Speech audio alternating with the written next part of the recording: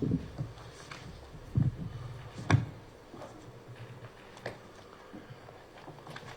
morning, everybody, and good morning, Council. Good morning. This session today is a resumption of the matter of our claim number 015, known as the Brown matter. We adjourned on December 4th, last year already, 2020, from work camp, at which time this commission issued notices of adverse notice to several individuals who are involved in this matter. Council, at this point, I'll turn the proceedings over to you. Good morning, Chairman. Good morning, Commissioners.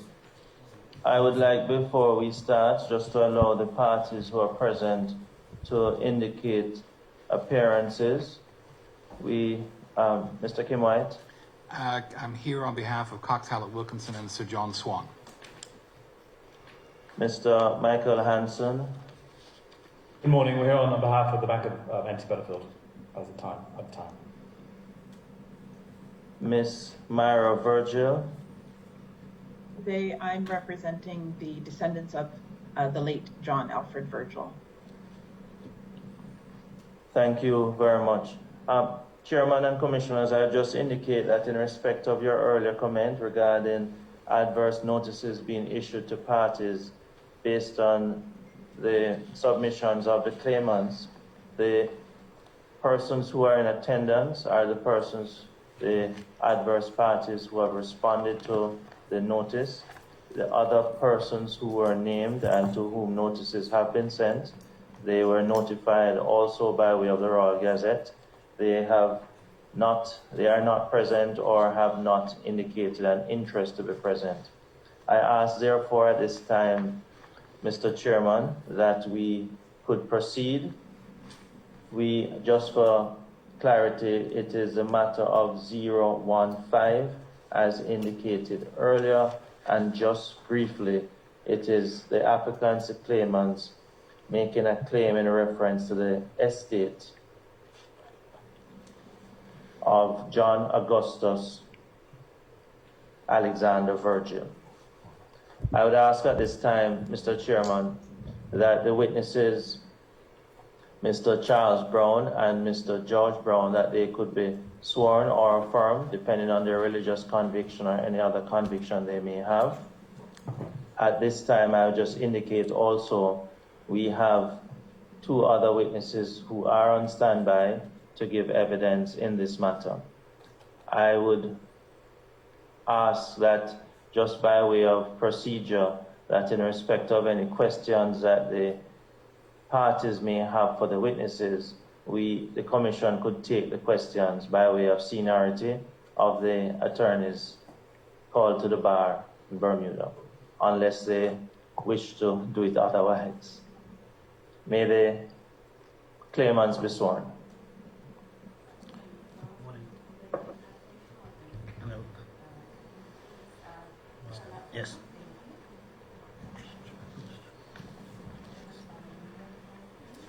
I'm going to try and speak in like as much as possible. Can you state your name for the record? George Brown. And please repeat after me.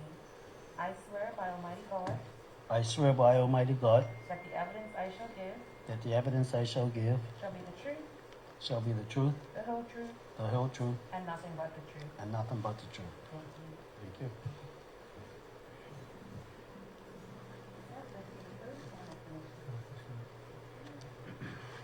Please say your name for the record Charles Brown.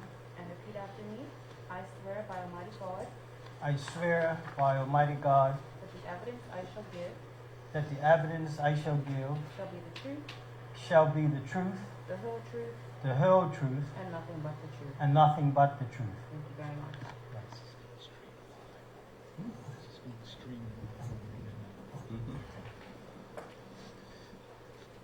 Chairman, I had indicated to the parties that I had one question to put to the claimants, and at the end of that question, I will indicate that I have no further questions. You may proceed, counsel. Yes, good morning, Mr. Brown. Good morning, Mr. Brown. Good morning, Council. On the last occasion, reference was made to Exhibit CNLV 10. It consists of the deeds, what you had purported in your evidence to be the original deeds which you maintain possession of. Can you share with the Commission of Inquiry as to where these deeds have been all these years? Certainly. The Who is deeds, speaking? Could you just identify yourself for the record? certainly, my name is Charles Brown, and I'm representing the beneficiaries of the estate of John Augustus Alexander Virgil in matter 015.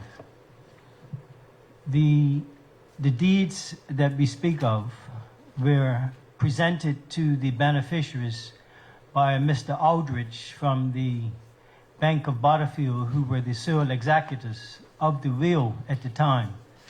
And Mr. Aldrich presented these deeds to the beneficiaries in 1973. And from that day until this day, those deeds have been in a safe and secure space under the custody of the beneficiaries. And when you say deeds, could you just point out how many deeds have been in your custody?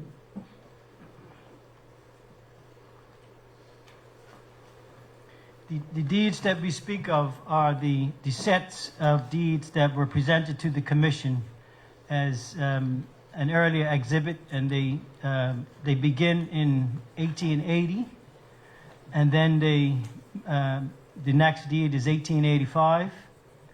The one after that is 1887, followed by 1896, followed by 1924, and then 1926, and lastly 1945.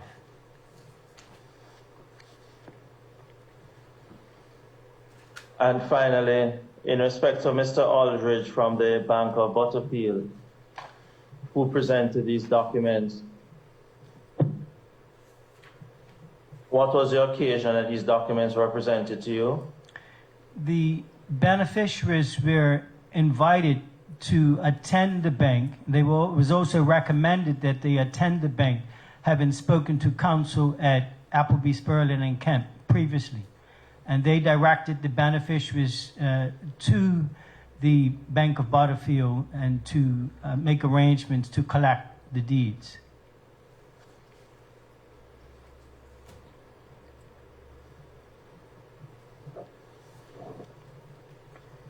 Thank you very much. Counsel, just for my edification, and my memory doesn't serve me well, would you indicate where in our exhibit list these deeds were recorded for our records? Thank you, Chairman. It is at CNLB 10, Exhibit CNLB 10.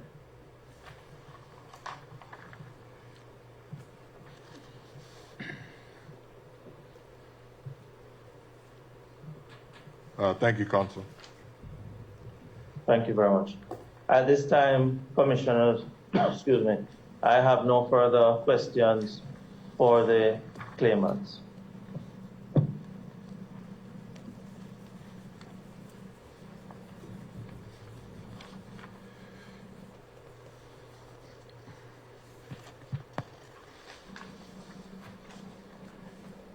At this point,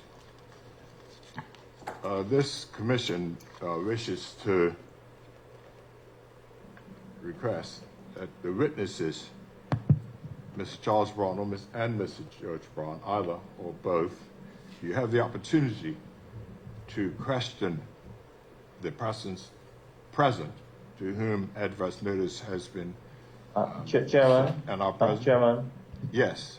Yes. No, at this time, the persons to whom adverse notices have been issued they will now put questions to to the beneficiaries, the claimants.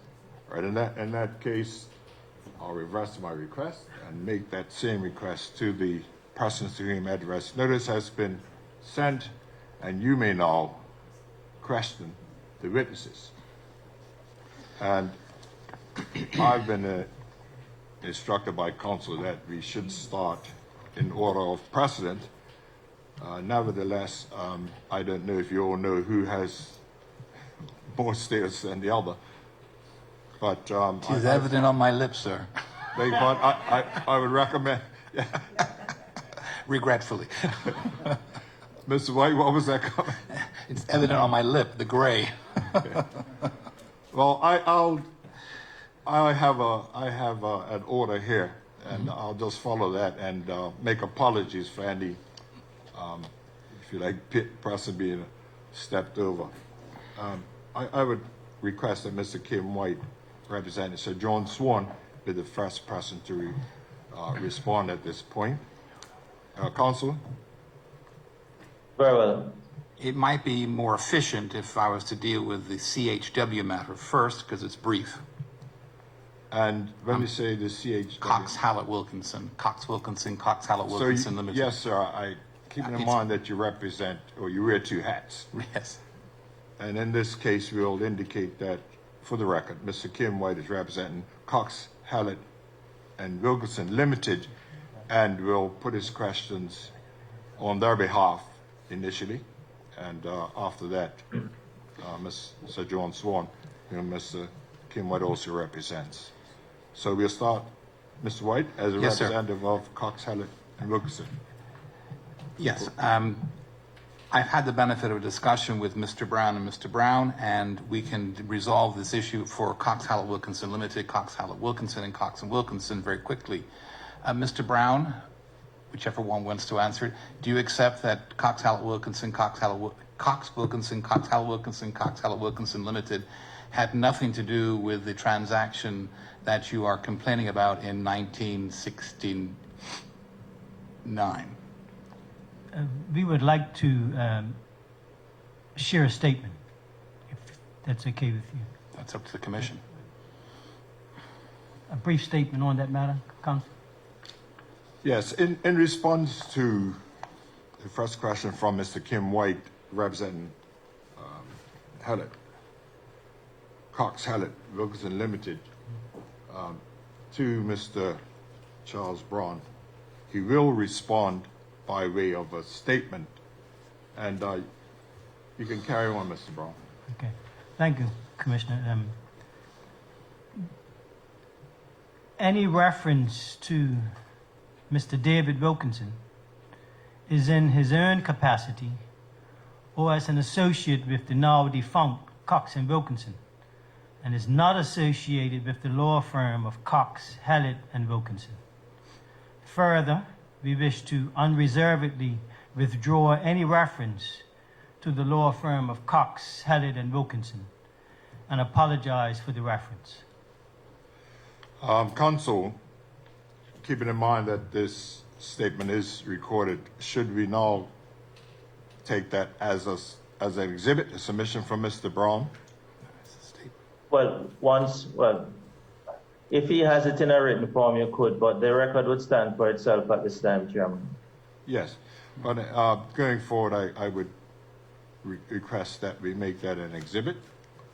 For at the time we do our summations, we would require that. But we'll continue at this point. Thank you. I would just like to thank the Browns for that and appreciate them helping truncate the proceedings. And I'll ask the Commission that they will remove from the record all references to those firms. Counsel, you've heard the request. Chairman, that is something that at the relevant time, by way of findings or by way of the production of a report, it could be done at that time. Agreed. Okay. Yes, Mr. White, you've heard the comment from our counsel. That's great. Thank you. That at the requisite time, when the report is drawn up, those references will be omitted to the firm that you represent, Cox Hallett Wilkinson Limited. Thank you. Counsel, is it correct that Mrs. Barbara Brown will be giving evidence following Mr. Charles and Mr. George Brown? That is correct. Very good, because I won't put questions to them, which I'll put to her.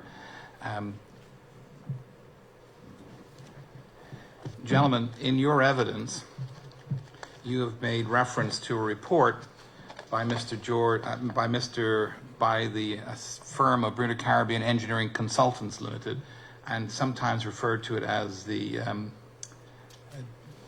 what's his name? The Summers Report. Thank you.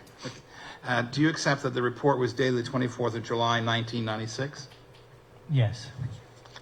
Do you accept that this report suggests, on page 2 of it, following the face page, thorough searches have been made of the appropriate registries in Bermuda and the old parish vestry records? Would you kindly repeat the question? Sure. I'm reading from the second page of the report which you submitted in evidence. It says on the second line in the middle of the page, thorough searches have been made of the applicable registries in Bermuda and the old parish vestry records.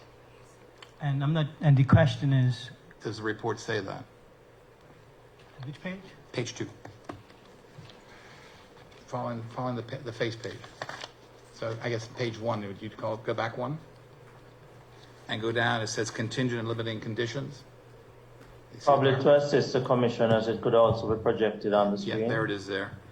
Second sentence of that paragraph in the middle of the page. Go up higher. Higher, there you go. A little higher.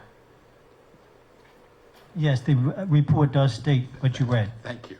I'm going to take you again to page 5.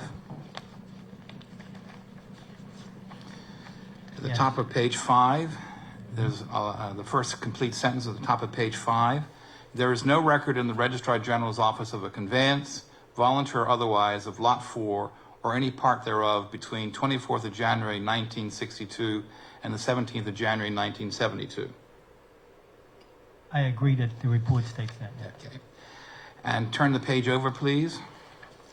I'm just going to ask this, Mr. White, just to allow the secretary To catch up, certainly. project it Yeah. on the screen so the commissioners could follow, please. Okay. I'm turning over the page. And that below the first little paragraph there, it reads, there is no record in the registry in the form of a recital which sets out how this real property came into the possession. Sorry, just a minute, Mr. White, just a minute. Okay, keep going. Good. So it's above this. No, there you go. No, that's not the page. Keep going. This is the last page. It's the last page of the report. Thank you. Yeah, thank you. Keep going. There you go. A little more. It's at the bottom of that, and then over the page. Yeah, just above there. You see it? Right, there you go. And it reads, there is no record in the registry in the form of recital which sets out how this real property came into the possession of the grantor in the earlier voluntary conveyances listed above. And the conveyances they're listing above are the conveyances from John William David Swan to Leslie Earl Ming, and also to Attorney Sir Edward Richards. And yes, those are the conveyances they're referring to, and does not read that in the report, or say that in the report. It does read that. And finally at the bottom, it says, the second last paragraph at the bottom of that page. Keep going down. Go down a bit. Is it frozen? Okay. Just the last page.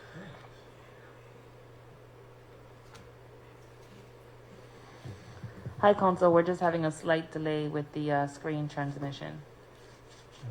In fact, it seems that the screen itself is frozen.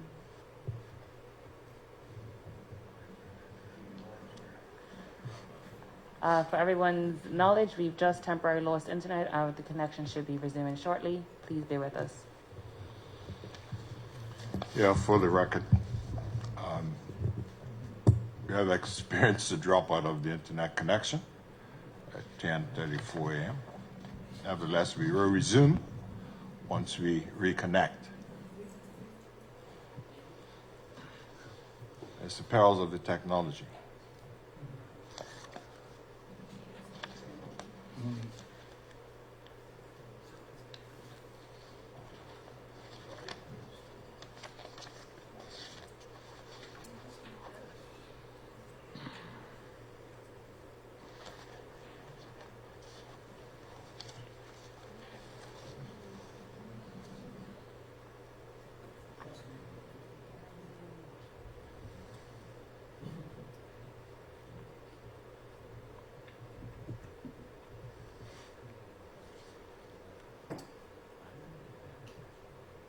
Are muted except for the witnesses There we or go. counsel There we are.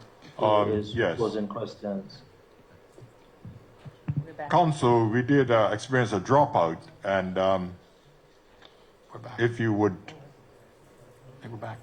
if you like, any comments you made, would you repeat for our purposes? But we are continuing.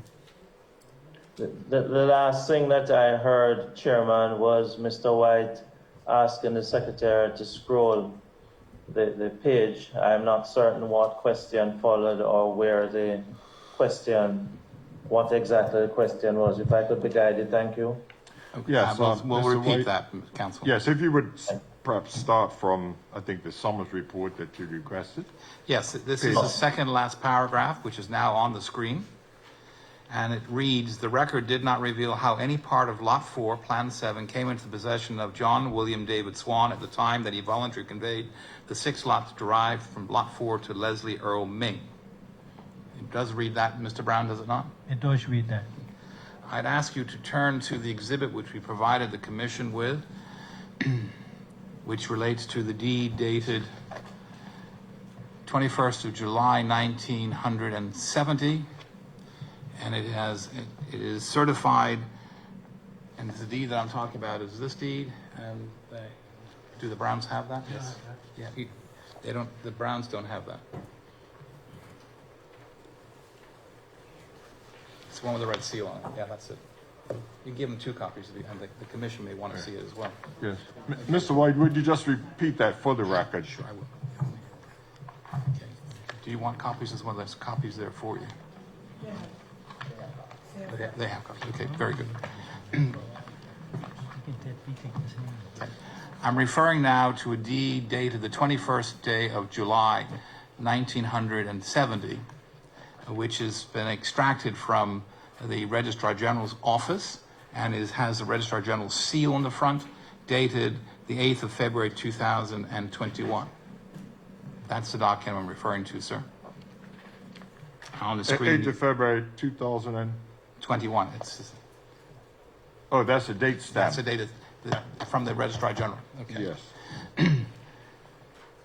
Mr. Brown, this certificate says this is to certify the document here in annex marked A and I'm issued by sorry, me. just a minute, Mr. White. I'm wondering whether or not you wish to make this an exhibit, if you wish to rely on it. See, that's Yes, not an that can be exhibit. made an exhibit. Yes, Counsel. At this time, if Mr. White would refer to the entire document by description Yes. for the purposes of entering into our records as an exhibit. The description of the document, sir, is a certificate from the Registrar General's office of a deed dated 21st day of July, 1970. Dated again, 21st of... 21st day of July, 1970. And that certificate, you say, was taken from there's a certificate on it.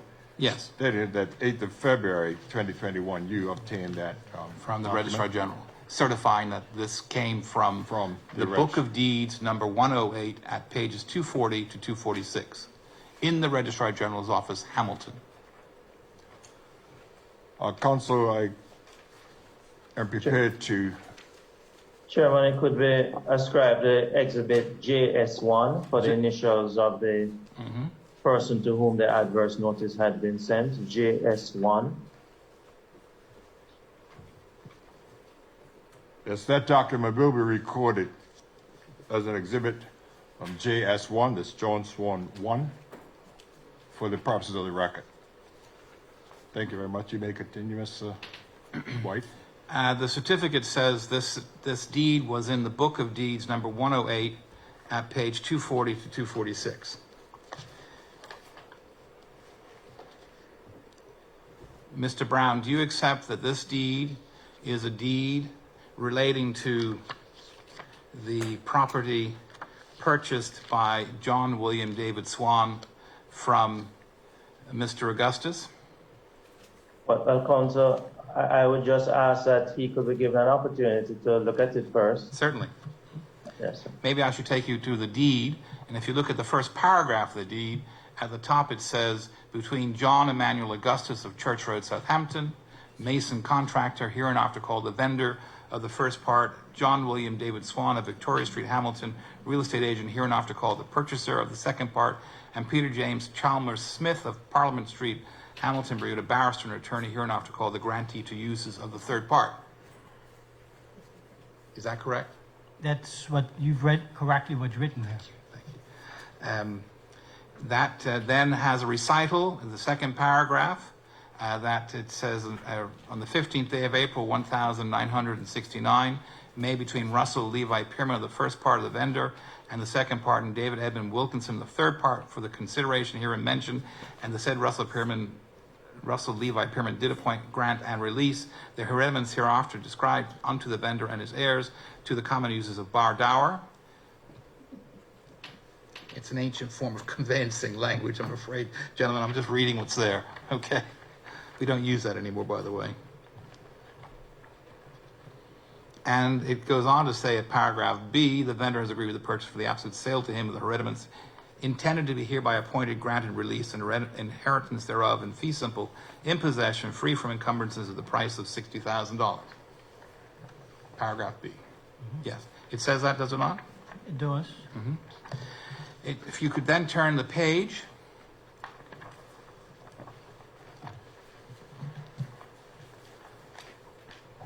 At 2.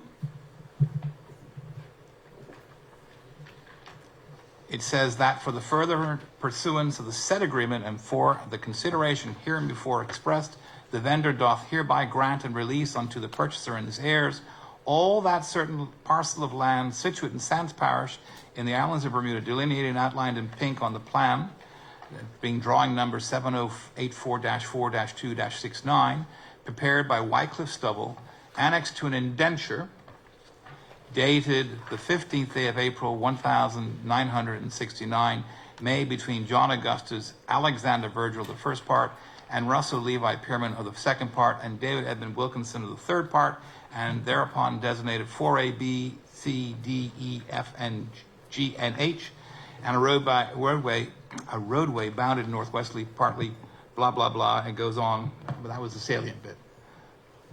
It says all that, does it not? It does. Thank you. So, when Mr. Summers has said these things in his report, dated 1996, such as the record did not reveal how any part of Lot 4 came into the possession of John William David Swan at the time that he voluntarily conveyed the 6 lots derived from Lot 4 to Leslie Earl Ming, cannot be true, can it? I'm not understanding your question. I'll put it to you directly. The document, the exhibit JS-1, came from the Registrar General, Book of Deeds number 108 at page 240-246, relating to a deed that was executed in 1970. Mr. Summers' report was done in 1996. Chairman, if I may just interject, my recollection of the part that had been shown to the witness made reference to the fact that, and it's exhibited here on the screen, that the record did not reveal, no, I believe it was an earlier part that had been put to the witness. Could I ask us to return to? Sure, I'll take you back to that, counsel. In fact, Mr. Summers does say, thorough searches have been made of the applicable registries in Bermuda and the old parish vestry records. He also said that there is no record in the registry. The registry that he's referring to, of course, is the Registrar General's office, in the form of recital which sets out how this real property came into the possession of the grantor in the earlier voluntary conveyance listed above. Thank you. So, Chairman, just before the witness answers, whether or not it is true, I don't know if this witness can answer to the truth of that. It would have to be the person who did the report. He can only indicate whether or not he has agreed with counsel already that what is there is what has been read. So whether or not it's true or not, I'm not sure if this witness can speak to the truth. Only the maker of the document would. But he can speak to whether or not it appears likely that the report was wrong. Well, that's different, and that's a different question. Thank you, certainly. counsel. But not So, to the Mr. truth. Brown, not I to the put truth, to you that it appears, based on the deed that was found in the Book of Deeds, number 108, at page 240 to 46, that Mr. Summers' report may have been wrong, that no record existed. It appears that the transactions that would have preceded this supposed transaction from 1885 through to the time this transaction supposedly took place, it appears that those documents are not necessarily being brought forward to show the relationship between this document and documents that reflect transactions on the same piece of land prior to 1970, namely in January of 1969 and in 68, January 1969, February 1969, and April the 15th, 1969. So the answer is that this document appears to be out of step with the documents that have been entered into evidence prior to this document appearing today. I asked the Commission to note that the answer is not responsive to the question that I asked. The question that I asked is, very simply, it appears that the report from Mr. Summers may be incorrect, that no record exists of the transaction relating to John David William Swan. And the answer to that is either a yes or no. They can agree or they cannot agree. But that answer was responsive not to the question. Witness, Ms. Brown, do you wish to comment further?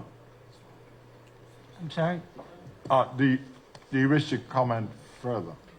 I'd like to further add that we stand by the Bermuda Caribbean report. That is a short answer, I believe, Mr. White, that the witness That stands is their on answer. the Yes? Caribbean, repeat that, Caribbean? We stand by the report prepared by the Bermuda Caribbean Engineering Consultants Limited, dated the 24th of January, 1996, which was previously entered into evidence. Thank you. Just to be clear, Mr. Brown, thank you. More Just to- fulsome answer. Thank you. Thank you. To be clear, Mr. Brown, you had no part in preparing that report, did you? And no, I did not. No, you did not. It's So an you- independent. So you are not in a position to say whether or not Mr. Summers and Bermuda Caribbean, because it may not have been Mr. Summers, may have been an employee of Bermuda Caribbean, was thorough in their examination of the Registrar General's records. I couldn't comment on their Fair professional enough. standards. I No more understand. than I can comment fair on enough. yours, sir. Fair enough. Thank you. Yeah. Could I ask you to turn on that exhibit to the last 3 pages, 4 pages, 1, 2, 3, 4, excluding the plans that are attached to it. Okay.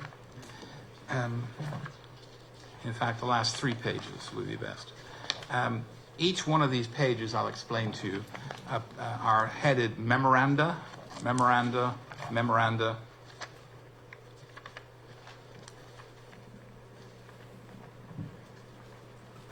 And I'm going to. I'm sorry, I'm going to counsel. Yeah, suggest- We'll pause. For counsel, will you make a comment, please, sir? No, I'm just asking counsel. We are still at The same exhibit. JS1. The same exhibit, yes. Okay. JS1. Thank you. It's a very simple question. Do you understand what memorandum mean on a deed? Just in case you don't, I want to explain it to you. Feel free to explain. Sure.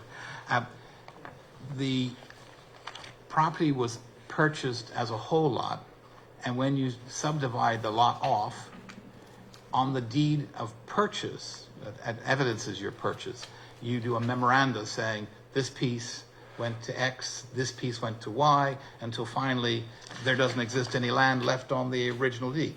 That's what a memoranda is, okay? That's all I wanted to explain to you.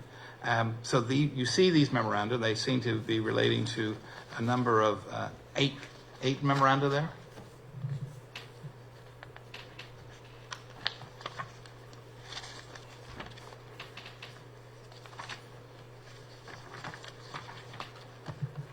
Yes, Thank you. And there were 8 lots in the subdivision, I believe. Is that correct? Yep. Is that right? Yep. Thank you. Could I ask you to turn now to your exhibit? I don't know the exhibit number, but it was the presentation to the commission. Here we go. It's exhibit number 8-9 of your big binder, 8-9. what's the subject? It's the what I would call the Butterfield report by Applebee's. Does that make it easier? And, yeah, and at that time, if the secretary could Find it for you. turn to the same exhibit and project it on the screen if possible. And Mr. White, if you give us time to do that. Yes, sir.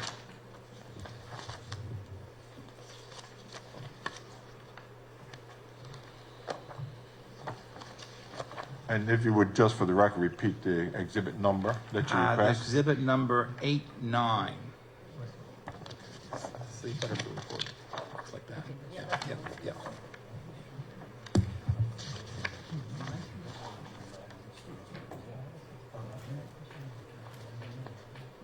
That would be, what are the 2 letters before it, the initials before that? It's the binder sent to me by the commission. I have no idea, sir. Okay, what does it say again? Counsel for the, So I guess it's CNLB8? exhibit 4, exhibits 8-9. Chairman, the document projected on the screen indicates CNLB 8. We see that now, counsel and witnesses and Could the witness go to the last page of that report?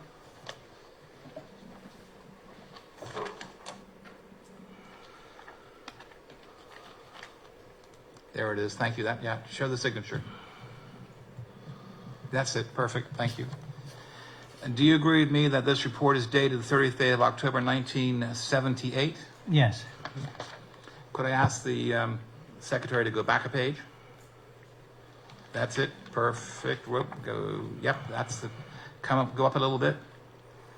There you go. That paragraph right in the middle there. Paragraph 53. And ask the witness.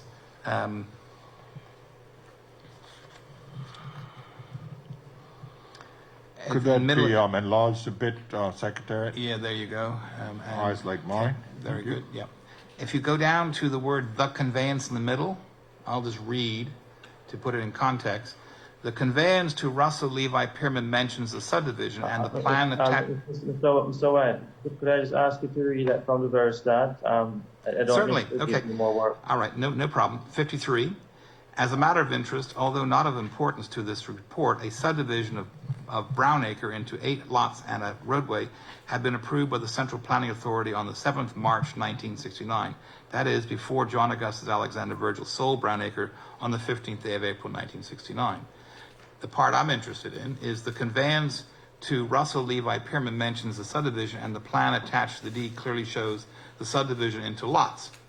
Furthermore, there are 8 memoranda endorsed on the conveyance to Mr. Swan, paragraph 52 above, from which it is clear that all 8 lots have been disposed of by Mr. Swan to individuals, purchasers.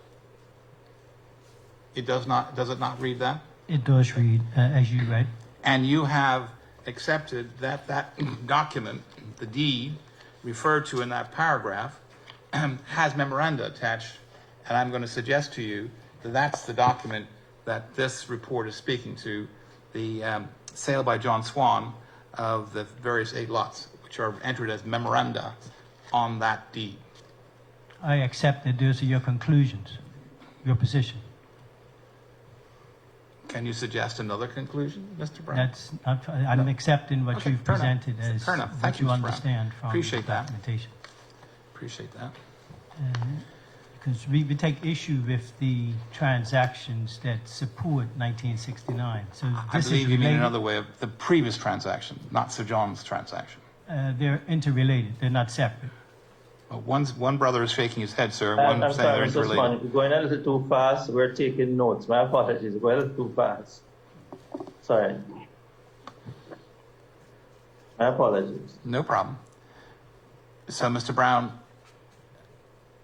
am I correct in thinking that you are saying that the transactions which preceded this are the ones which are the subject of your complaint, No, and your complaint is not about the transaction involving Sir John Swan?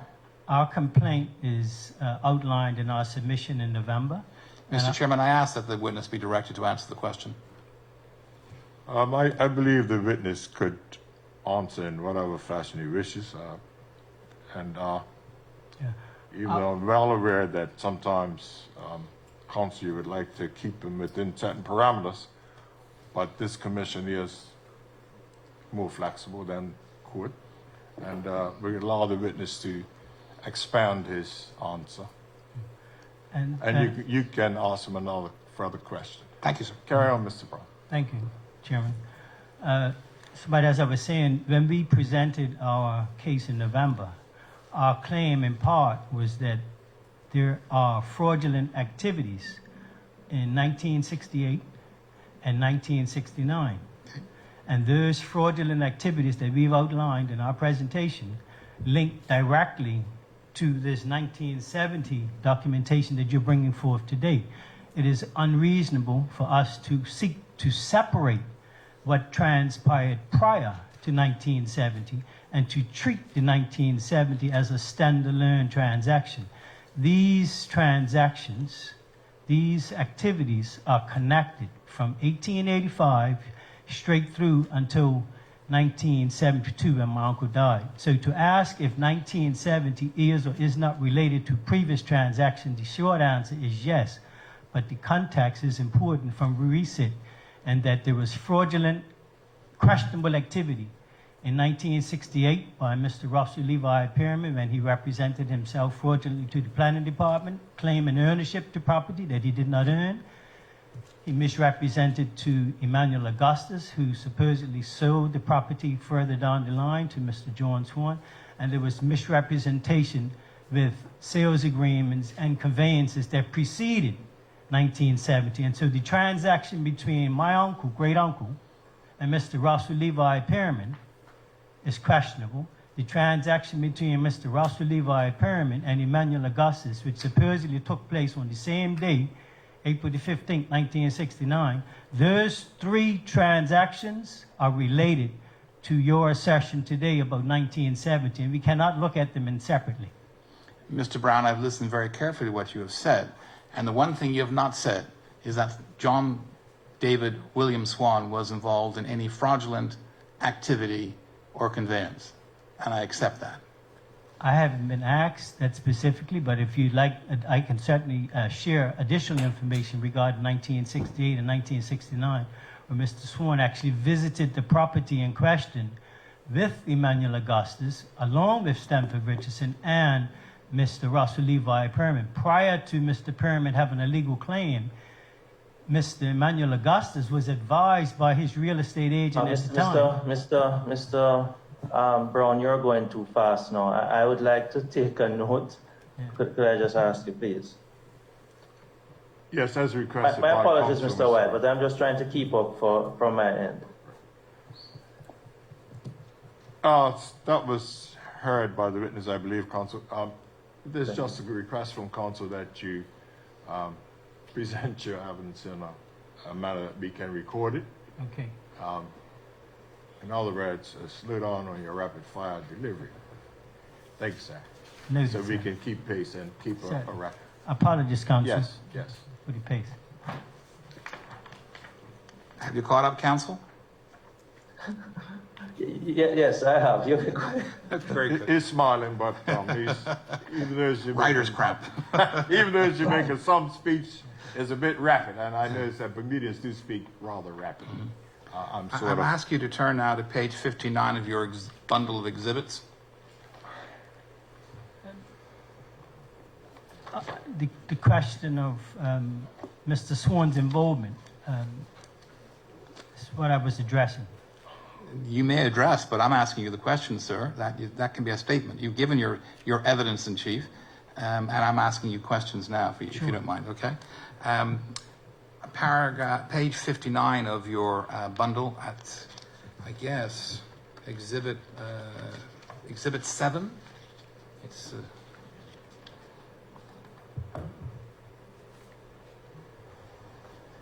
Council, Ms. Lister here, we're just waiting to project on the screen and give you the sure, appropriate just number. catch up.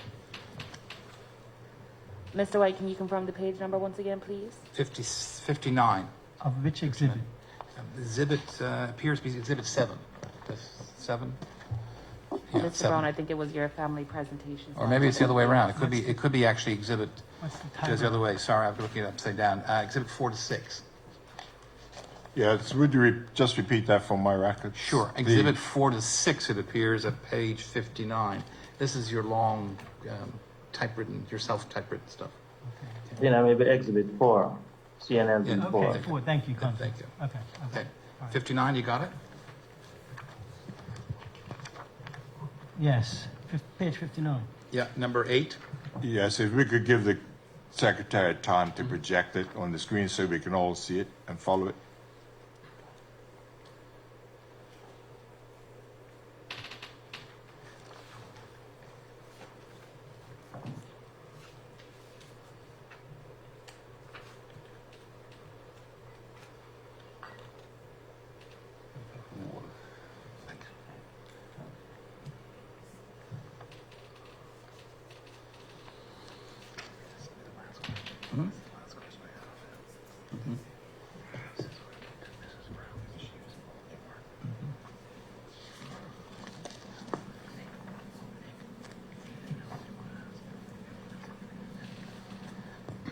Mr. White, can you please confirm this is the correct slide that you'd like us on? Our conclusions, yes, that's it. Go down to number 8.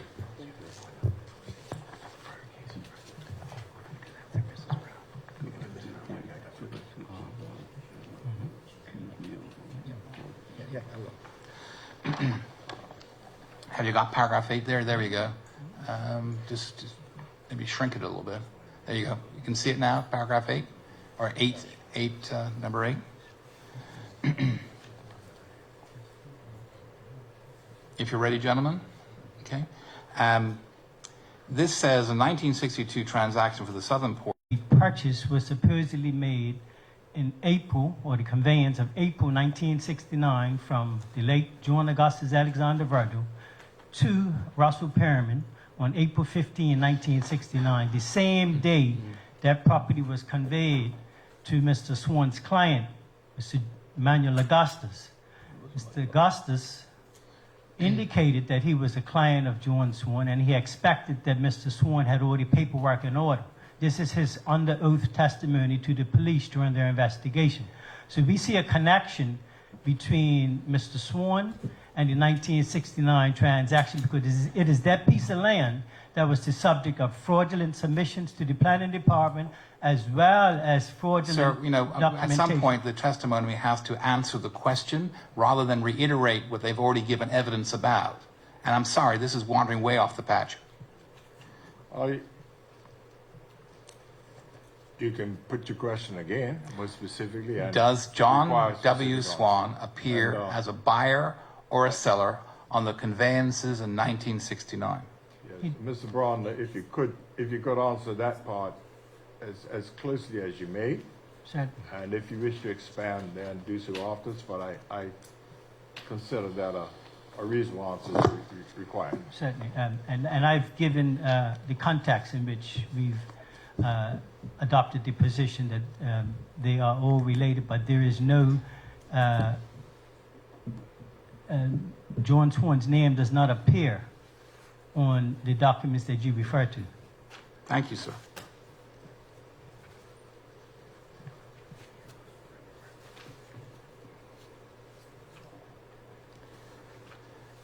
Mr. Brown, can you Mr. point... White, I'm sorry, Mr. White, you're abandoning your earlier question in respect of whether or not he was a party to the transaction, either buyer or seller. I understood Mr. Brown to confirm he was not.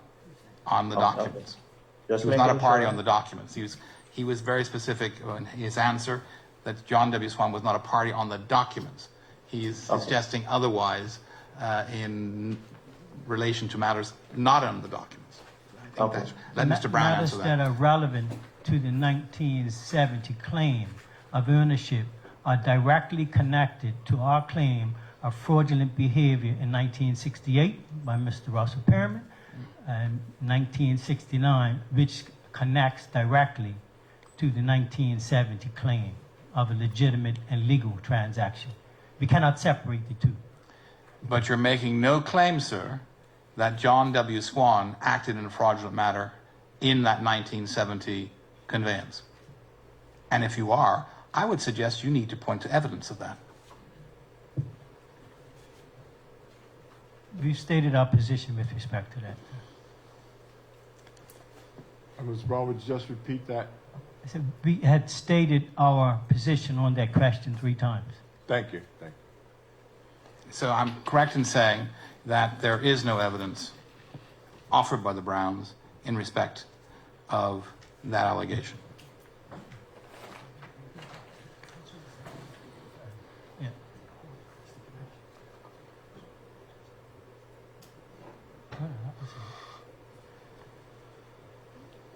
Chairman, just adding that Mr. Russell Pearman, who was the agent, he was representing Mr. John W. Swan in 1968, 1969 with this property. With respect, Mr. Chairman, where is the evidence of that? Where is the evidence of that? It is very easy to throw these things out, but they must be backed up with evidence. Yeah, Mr. Brown, Certainly counsel is requesting that you refer to any evidence that you presented or Yeah. are prepared to present to assert that position. And if you could do that, certainly. kindly do so. And if Certainly. not, Okay. we'll have to accept something else as being the truth. Yeah, the police were invited to conduct an investigation into this matter. Sergeant Thomas Casson was the lead officer at the time. And Mr. Casson, during the course of his investigation, took a statement from Mr. Augustus, and that contents of that statement have been entered into evidence. And in Mr. Augustus, Emmanuel Augustus' statement to the police during this investigation, he indicated quite clearly that he was a client of John W. Swan, and he was advised by John Swan to purchase the property. He was also escorted by Mr. Swan's agent, Mr. Russell Perry. Mr. Brown, not to cut you off, but I did specifically you said actually that Russell Levi Pearman was a client of Sir John Swan. No, Emmanuel now Augustus, you're talking about Augustus. Emmanuel Augustus was the client. So you were wrong when you said, I was not wrong. We can check the record. you said Russell Levi Pearman was John Swan's client. Am I right or am I wrong? What is correct is that Russell Levi Pearman was agent and Emmanuel Augustus was client. I'm being very simple, sir. Very simple. You said, and I'm happy to have the record checked, that Russell Levi Pearman was John Swan's client. And that, I'm just saying, is not correct. And nor are you saying that now, it appears. I just want to give you the I'm opportunity not to sure I correct said it. Okay, but if you said it, it would be wrong. It would be incorrect. Okay, thank you, for- thank you. I don't want to belabor Yes. that. To avoid any doubt, the document to which you refer, the Sergeant Thomas Casson report, Yes. could we have that? That has been submitted That as has an been exhibit. submitted. Can we have that projected on the screen? And if you would refer to the point that you wish to make, Okay. We can do that. Mr. Brown. To be fair to Mr. Brown, he did Secretary, if you correct would it, yeah. project that on the screen, please, and that will be done. Yep, yep, oh yeah. Where is that report? Casson. It's in here somewhere.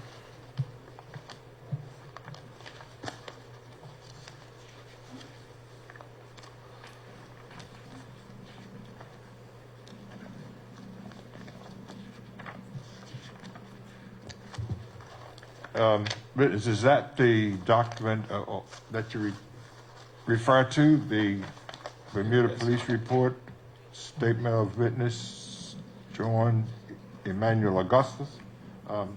Is that the document to which you refer? Yes, it is, Counsel.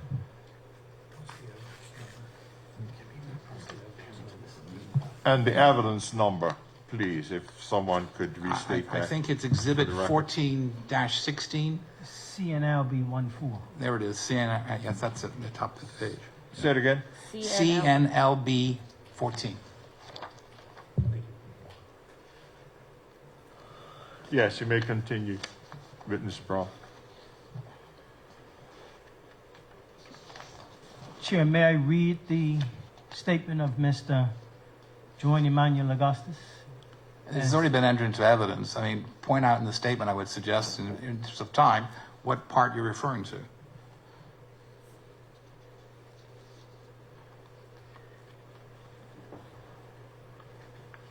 There are a few sections that are relevant to this matter as it relates to the connection between Mr. Swan, Mr. Augustus, and this property. So we're clear, we're not talking about Mr. Pearman.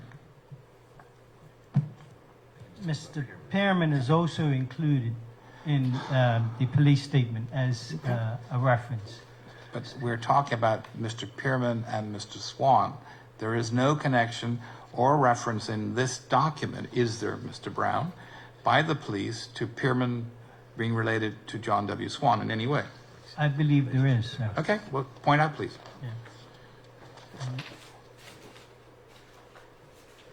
Mr. Emmanuel Augustus, in his statement, says that in 1968, Whereabouts in the statement, sir? on the first page, First page, okay. the third line,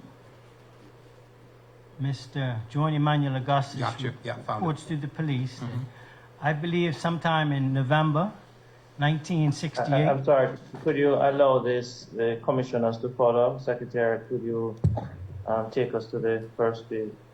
Yes, Thank Counsel, I you. believe we're there. Yes, Thank you. Counsel, we have that now Thank you. highlighted on the screen. Yes, continue. So we are not reading from the beginning, but we're reading from the third line. I believe is underlined. I believe sometime in November 1968, Russell L. Pearman approached me about some property at White Hill.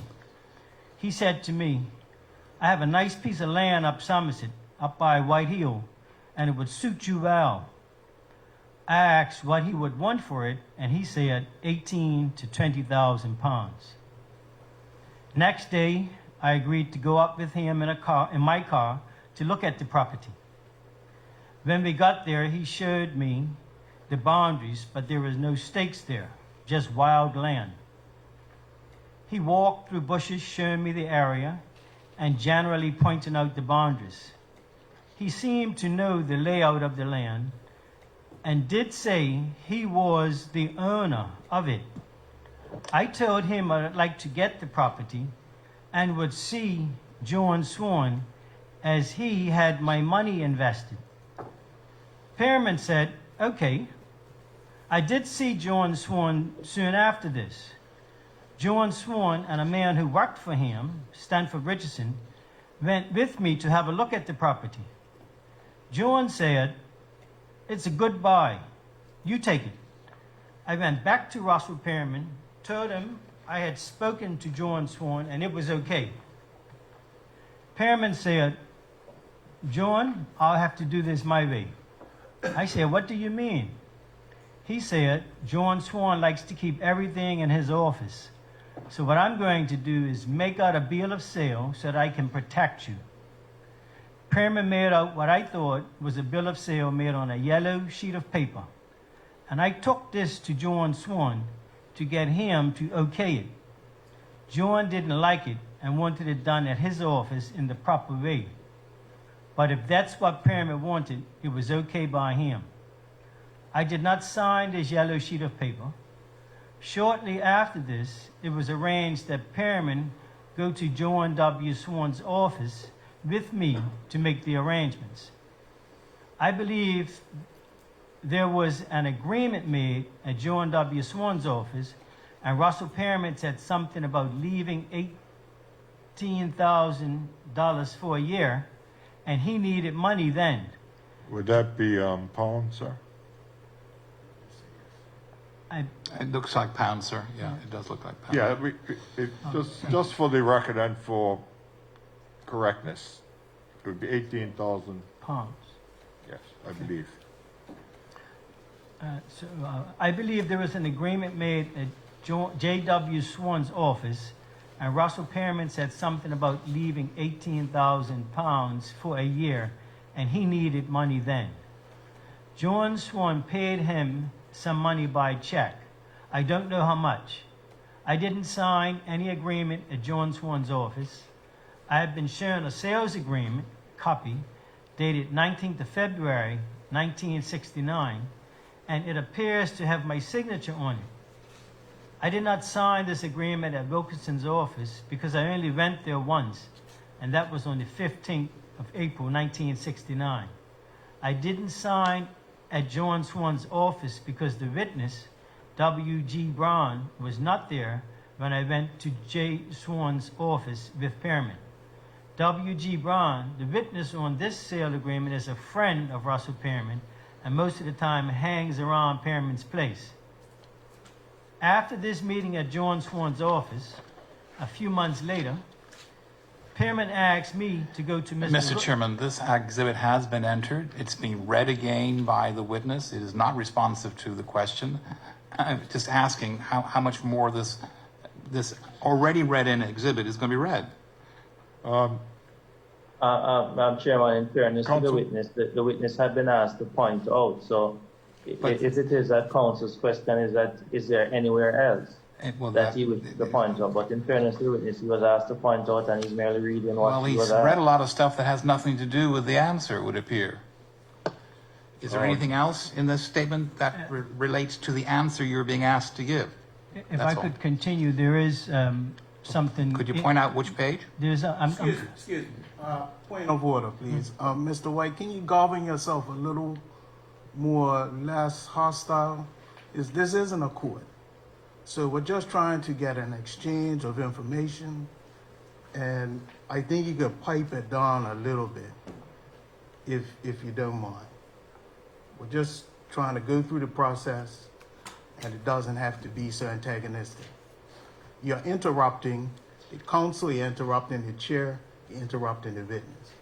All I'm asking is that you just back it off a little bit, please. Thank you.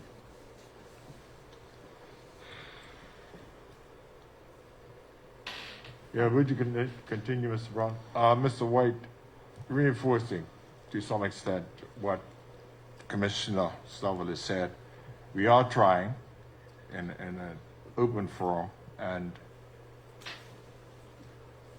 not at least antagonistic as it can be to elucidate the information. It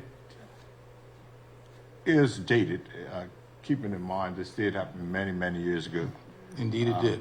Indeed it did. The outcome will be determined by the evidence, and I suggest that we do relax and continue the witness reading the statement. You did ask the question, and sometimes, when you set a pot, you know what type of fish you're going to catch, Mr. White, in the Bermuda vernacular. So I suggest that Mr. Braun hasn't strayed too far from the police report, and he's trying to develop a point that you did ask him to develop. And timeliness, while it's important, we must get the evidence out. So I'm prepared to let the witness continue at this point. The simple point I'm trying to make, Mr. Chairman, is this Yes. evidence has already been led. Yes. It's already out. That's all. And it's part of the record. That was the only point. It's not being antagonistic. No. At all. Not suggesting in any way that it's antagonistic, but Good. Thank you, just sir. to make sure that we do get all the evidence on it. You can continue, Mr. Brown.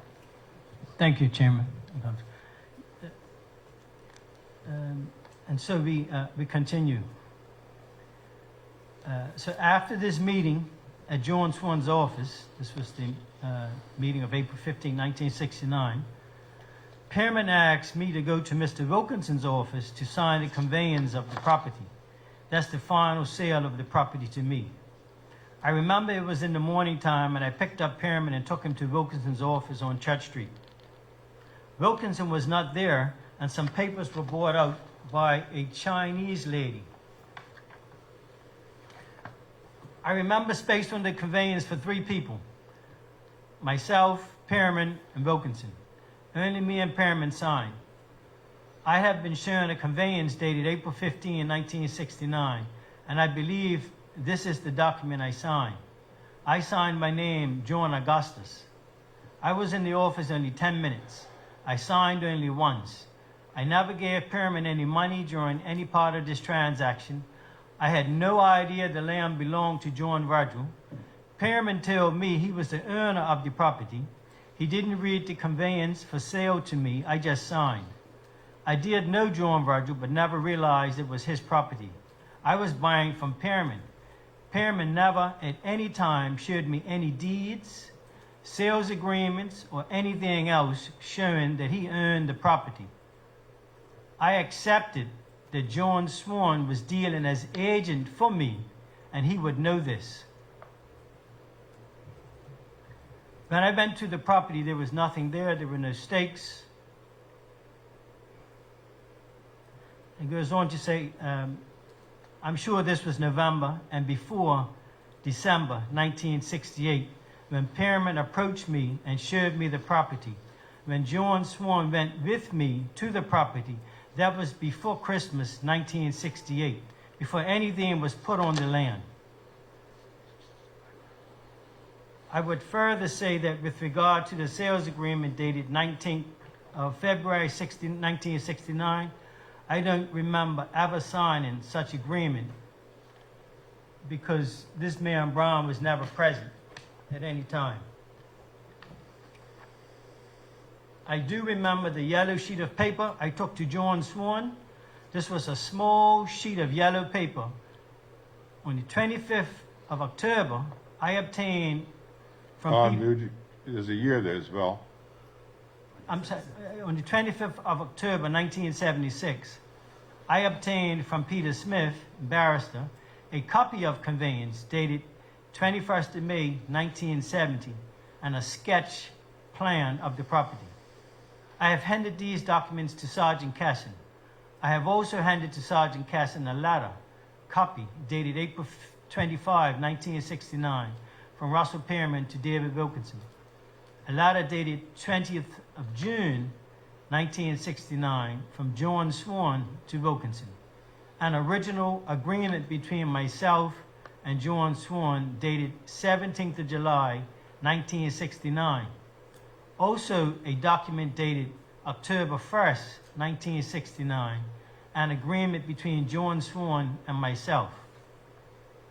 On May 21st, 1970, an agreement which me and John Swan had about this property was finished, and he took complete control of the property for payment to me of $60,000. This was handled by Peter Smith's office. The document dated 15th of April, 1969, copy conveyance, handed to Sergeant Casson, I got from D. Wilkinson's office on the 22nd of October, 1976. I would further say, when Mrs. Brown contacted me, I went to Wilkinson's office on the 22nd of October, 1976. I saw the girl at the office who was present 15th of April, 1969. I told her I remembered her, but she denied this, saying she wasn't working there at the time. She said I must have made a mistake because these papers must have been done at Appleby, Sperling, and Kent. I knew she was the lady me and Pearman dealt with on the 15th of April, 1969. This same lady brought out the conveyance of 22nd of October, 1976, which she brought out to me and Pearman on the 15th of April, 1969. And would you read the completion at the bottom of the letter? Signed. Statement? June Augustus, signature witnessed by T. Casson, Sergeant 55. Yes, Mr. White, We have no further questions of these witnesses. you have no further questions of this witness, Mr. White?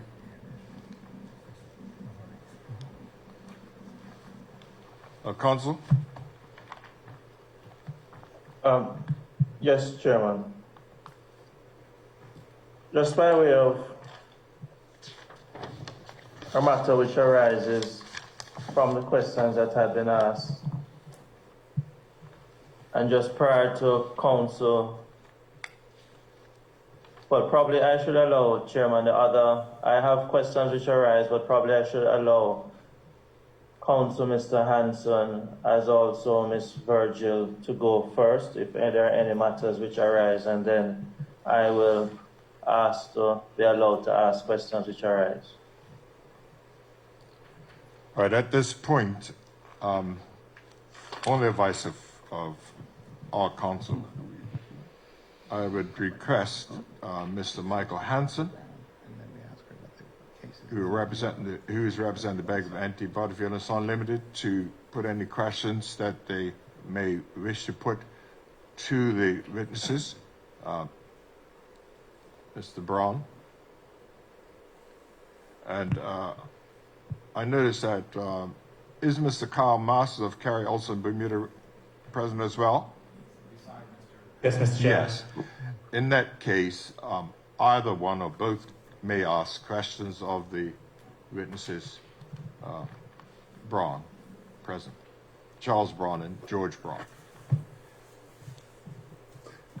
Thank you, Mr. Chairman. Can I check that everyone can hear me clearly? Yes. Yes, Thank we can hear you, yes. Thank you. Could I also request, just as an administrative point, we are hearing the Commission's mic. The mics of the witnesses and counsel are muted, so it sometimes is a bit hard to see. So when we managed to hear you because you speak so well, all of you.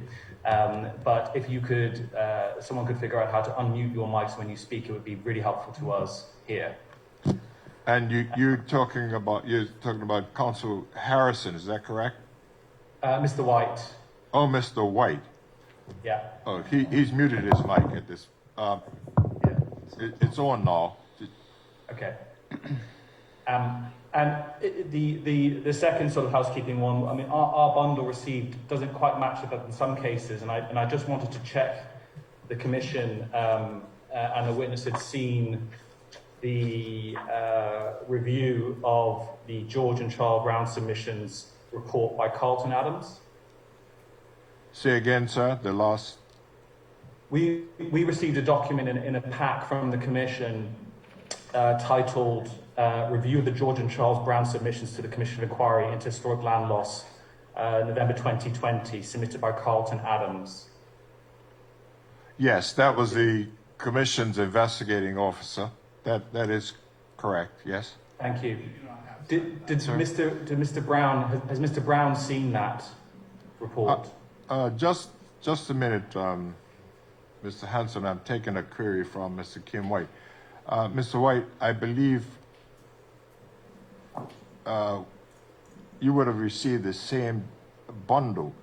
Mr. Adams is our investigating officer who was a collating officer, if you like, who gathered the evidence, and it would have been put in a bundle and sent to all of the persons who received adverse notice. All of the bundles should have been exactly the same, but I'll get a response from our secretariat. Hi, Chairman. Ms. Lister here from the Secretariat. I can confirm that all of the bundles were provided via the USB stick, and they were the same, contained the same evidence. So it should have been provided to all. Mr. Hanson, if you would indicate verbally that you accept that all of the bundles were sent by USB stick, and they are the same. If you do that verbally so that we can put it on the record, I see you nodding your head. Yeah, so we did receive the USB stick. It's just that this report wasn't in this pack in terms of the exhibits, that's all. And so I wasn't sure whether Mr. White had seen, I wanted to make sure Mr. White and the witnesses had seen the report by Carlton Adams. That was all I was checking. they should all Okay. I can confirm Be I the have not same. seen it. Mr. White says he has not seen a document from Mr. White. I would Carlton have to go Adams. back and check the USB stick. Just acknowledging the positions of Mr. Brown and Mr. White, the Secretariat can now share one with them in lieu of that. Mr. White, you can actually check directly with our secretary as a sidebar, nevertheless, to see if there was anything that was omitted, and you'd be allowed Very good, sir. to resubmit any evidence or put any questions that you wish, just for in an abundance of caution to make sure Thank that you. we're correct. Thank you. Yes. All right, Mr. Hanson, you may carry on.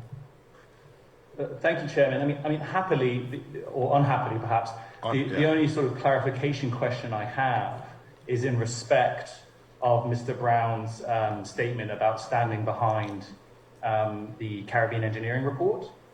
And my question on that relates to the report by Mr. Adams. So could I check, Mr. Brown, that you have access to that report, or you can see that report in front of you? The Caribbean report? No, this is the Commission's investigator report by Mr. Carlton Adams recently, 2020, of last year. Now, just for clarification, you say a report from Mr. Adams, and I'm hearing a bundle of evidence as presented and packaged by Mr. Adams. Is that one and the same? Yes, let me give clarification from the Secretariat. It's Ms. Lister here. Our investigator, Mr. Carlton Adams, he compiled a report. I believe it is let me see. Yeah, counsel and It's a 14-page document, Chair. So we can now share on the screen if Mr. Hanson would like, but it's just based on his. No, Mrs. Lister, you can't tell what the content is. No, I was not, counsel. Counsel. It's just an internal report, so I was not going to share that. Yes, well, it has to be shown. Everybody, please project it. And Chairman, with regards to the document that Mr. Hanson makes reference to, and as you indicated, Counsel Mr. White ought properly to be given an opportunity to question the witness on any matter which arises, but based on the length of the document, Counsel can best advise how he wishes to treat it and when he wishes to put these matters to the witness.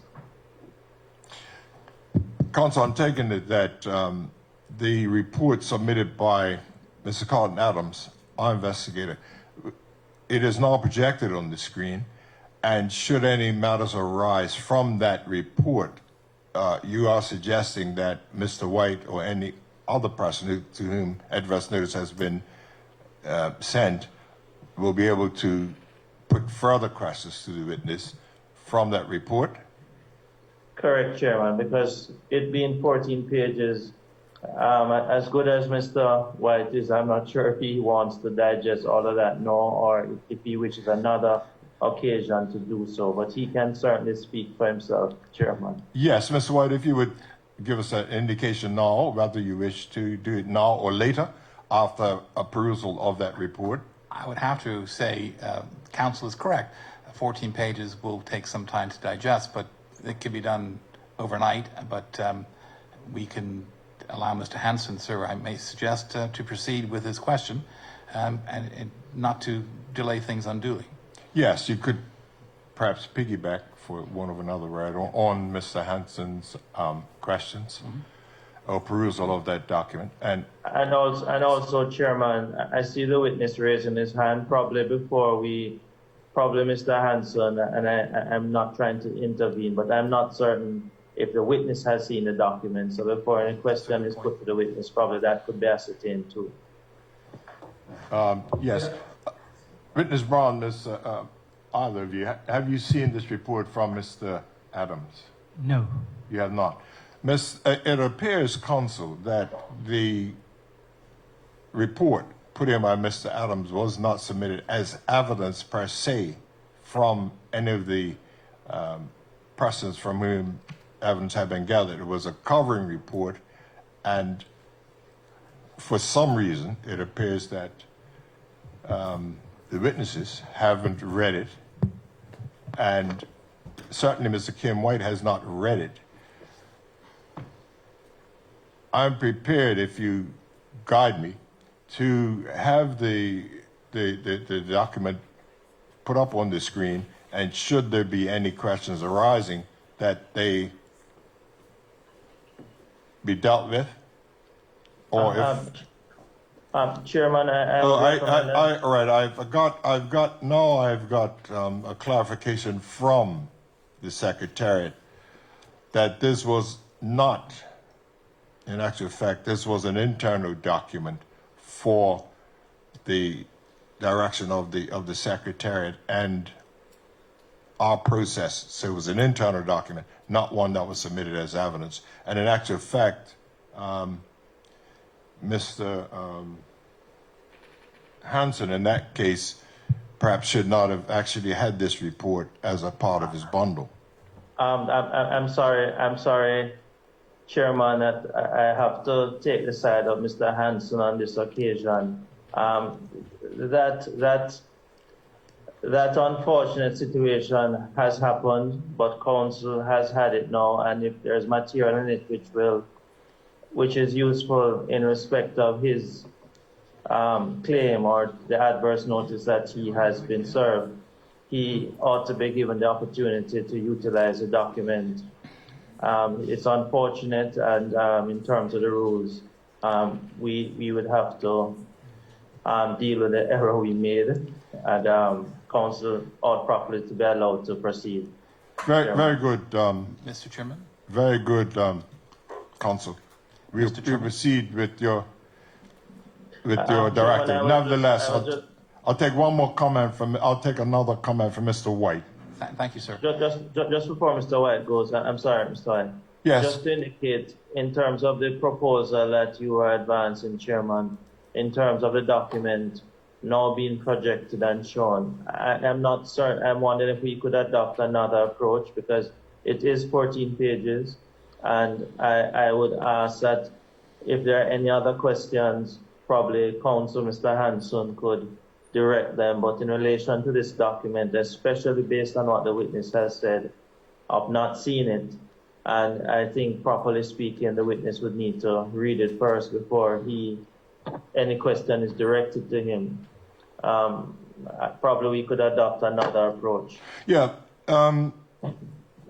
counsel, in the light of the disclosure that there is another bundle of what could be evidence coming from an internal document which has been prepared by one of our investigators for our commission's eyes at the time. It has been, as you say, disclosed to one of the persons to whom adverse notice has been sent. I'm going to take a short recess to discuss that particular matter. Nevertheless, it flows into our period when we have our lunch, and I would suggest that this is an appropriate time to adjourn and to resume the business of the commission at 1 o'clock. I'm going to take some advice from my fellow commissioners to see whether there's a problem with that. May I offer a comment, Myra Virgil? Yes, Ms. Virgil, I'm now acknowledging you as the person to which adverse notice has been sent. Yes, ma'am. Thank you, Chair. Just as I'm hearing this, I haven't seen the document either, but Right. As you are all referring to it, as it sounds like it was a document commissioned to potentially inform the findings of the Commission of Inquiry, and it does sound like it was a mistake that it would have been sent to Mr. Hansen. But if it is a document that then starts to reflect on the outcomes of the case, some of which may not have been presented by either of the parties, my concern would be that new evidence might be introduced that's not actually submitted by the parties in question, and that no party should have it or reference it. Yes, thank you, Ms. Ms. Virgil. And at this point, we will recess. I'll take one more comment from Ms. White, but we will recess and deliberate on exactly how we will handle this situation, because, as you said, this particular document has not been entered in as an exhibit. The person who prepared it has not been sworn as to the accuracy or veracity of it. And as such, none of the commissioners have seen it, none of the witnesses have seen it, and it should not, I believe, at this point simply be launched as a document in these hearings at this time. But we will recess.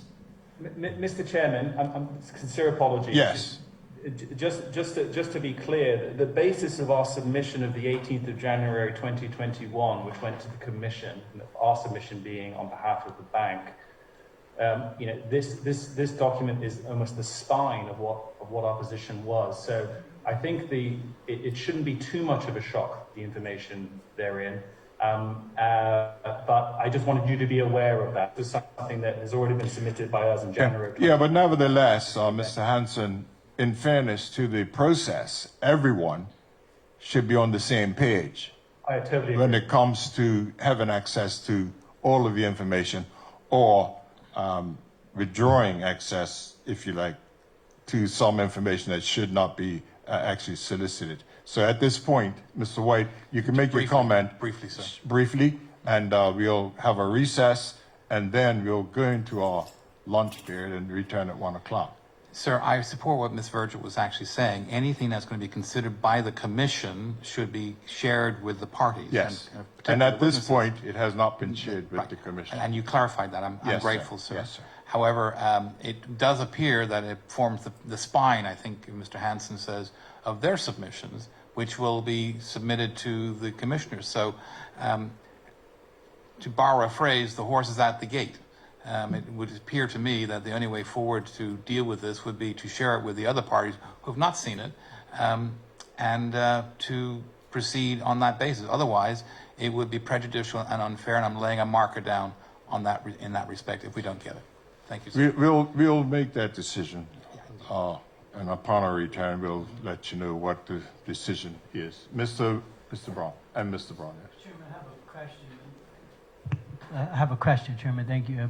I'm not sure if I heard the representative from the Bank of Butterfield indicate that a January 18, 2021 submission was made. Just a minute, Mr. Brown. Mr. Brown. Chairman, I think we should just wait, Mr. Brown, before any questions are asked. The point that we're at now is that I think Mr. Hanson has alerted us to a document. I think everybody should get the document, and we hold off on the clarifications at this time, Mr. Brown, respectfully. Right.